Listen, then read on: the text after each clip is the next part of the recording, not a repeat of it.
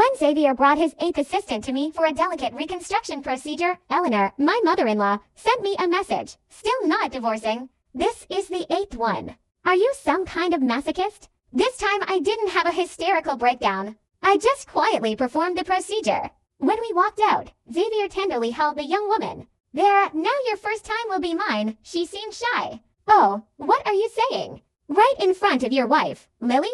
Xavier glanced at me with mockery. Her parents' medical bills depend on me. As long as I'm happy, she'd do anything. For a woman who's been humiliated like her to hold the position of a rich man's wife, that's more than she deserves. I nodded, then pulled out several documents. Perfect timing. Sign these. Xavier signed without looking. Don't make things difficult for her, or I'll make you regret it. I nodded obediently. Watching them leave, I pulled out the divorce agreement. This time, I didn't want to wrong myself anymore.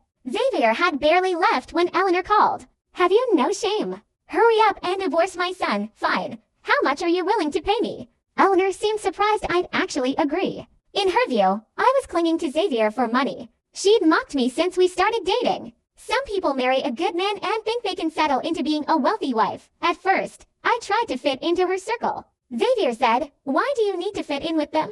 They should be trying to please you back then. His heart was full of me. He even suggested paying my parents' medical bills. When Eleanor cursed at my parents in front of neighbors, Xavier declared, if you target my wife again, our relationship as mother and son is over. But it only lasted a year. On our first anniversary, Xavier skipped our celebration but appeared on his assistant's social media at her birthday party. I confronted him. She's Director Lynn's daughter. This is business. He apologized, swearing never again. But lies came quickly. From initial hysteria, I'd become numb. Perhaps the current Xavier was the real him. But I kept remembering how sincere he was when we first got together. He deceived me into believing I'd met true love. But then he said, you weren't even pure when we met. You expect me to be faithful. I felt like I couldn't breathe. Xavier tried to backtrack, but was interrupted by a phone call and walked away. Back then, Xavier's competitors had sent someone to harass me to get to him. He'd ruined that person's career in a day.